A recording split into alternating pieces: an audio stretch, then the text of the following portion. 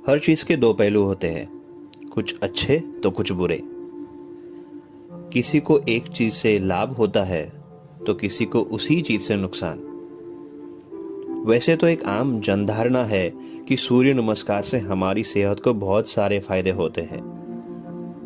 लेकिन कुछ सालों पहले औंध, जो कि महाराष्ट्र के सातारा जिले का एक हिस्सा है, इस औंध के राजा को सूर्य नमस्कार के चलते कोर्ट में जाना पड़ा था। चलिए दोस्तों, आज के पेज में यह जानने की कोशिश करते हैं कि ऐसा क्यों हुआ था। वैसे देखा जाए तो औंध में हमेशा कम वर्षा के कारण सूखा पड़ता है, और ऐसे प्रदेश का राजा अगर जनता की भलाई चाहे तो उसके कार्य की प्रशंसा होना एक साधारण बात है। ऐसे ही थे औंध के राजा, जिनका नाम था श्रीमंत बाळासाहेब भगवानराव पंत प्रतिनिधि। उन दिनों उनके काम की कुछ इस तरह से सराहना होती थी कि खुद महात्मा गांधी जी भी उनके काम से काफी प्रभावित थे। इस राजा की खासियत ये थी कि उन्होंने अपने प्रजा को अपना परिवार माना था। उनकी विकास के लिए उन्होंने बोर्डिंग स्कूल का निर्माण किया था। उनके कौशल्य को चालना देने के लिए उन्होंने तकनीकी सीख स्कूल से ही चालू की थी। इसी की बदौलत किर्लोस्करवाड़ी ओगले कांच कारखाना उस समय काफी प्रख्यात था। पुरोगामी विचारों से प्रभावित इस राजा ने एक तरफ संगीत, चित्रकला, नाटक की सराहना की तो दूसरी तरफ अस्पृश्यता को अपने राज्य से खदेड़ने की कोशिश। शासकीय तौर पे वो इतने सदन थे कि उन्होंने आजादी से पहले 10-12 साल राज्य कारभार प्रजा के हाथ में सौंप दिया था। अगर देखा जाए तो सियासत में बुद्धि कौशल्य का प्रभावी होना जितना जरूरी होता है, उतना ही शारीरिक मजबूत होना जरूरी। अपने स्वास्थ्य को लेकर राजा जी का व्यायाम और कसरत पे बहुत ध्यान रहता था। वो हर दिन 300 सूर्य नमस्कार करते थे और उनका यह दिनक्रम उनके स्वर्गवास तक चलता रहा। उन दिनों औंध में स्कूलों में सभी बच्चों को प्राणायाम और सूर्य नमस्कार की तालीम दी जाती थी, बल्कि स्कूल की शुरुआत ही 25 सूर्य नमस्कारों से की जाती थी।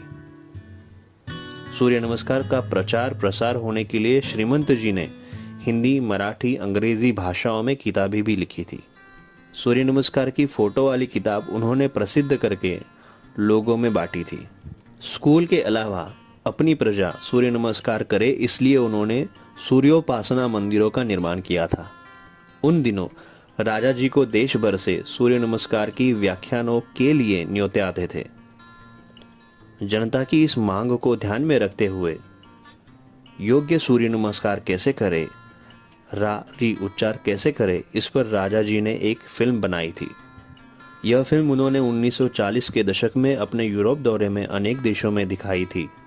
इंग्लैंड स्थित बहुत सारी व्यायामशालाओं में सूर्य नमस्कार कैसे किए जाते हैं, इसका उन्होंने प्रात्यक्षिक भी दिखाया था। इसी दौरे का एक किस्सा है।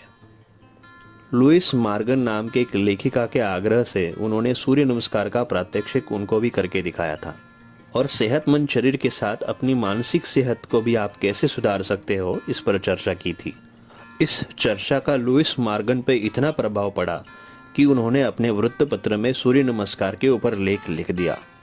आगे जाके लुइस मार्गन ने 10 पॉइंट वे टू हेल्थ नामक ग्रंथ लिखा था, जो कि राजा जी के सूर्य नमस्कार से प्रभावित होके उनकी सहमति से लिखा था।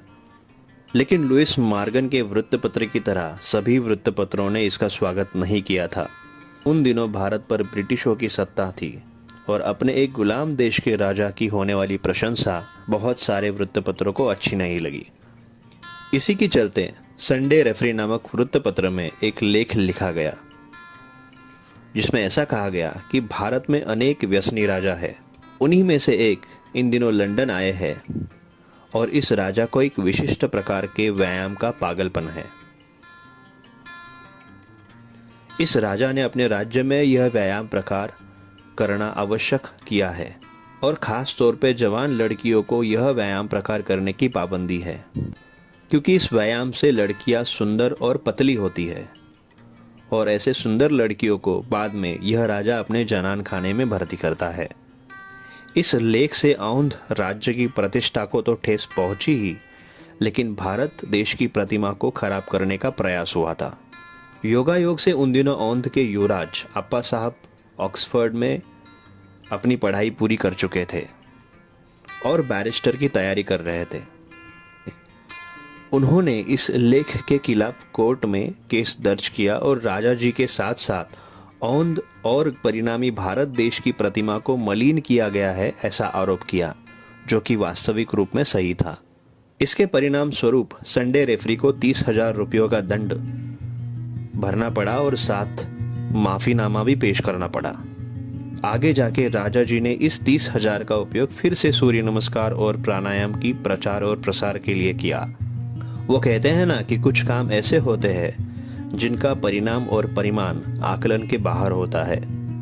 बस उसी तरह सूर्य नमस्कार और प्राणायाम आज पूरे विश्व में प्रसारित और प्रचारित होते हैं। तो दोस्तों, यह थी आज की दिलचस्प कहानी। चलिए फिर आज के पेज पे रुकने का समय आया है। आप सभी का तहे दिल से शुक्रिया करते हुए आप सभी को अनुरोध करते हैं कि कृपया हिस्ट्री पेज चैनल को सब्सक्राइब करें, शेयर करें और वीडियो को लाइक करें। बिना भूले कमेंट में बताइए कि आपको आज का वीडियो कैसा लगा। चलिए फिर जल्द ही मिलेंगे एक नए पेज के साथ। तब तक के लिए धन्यवाद।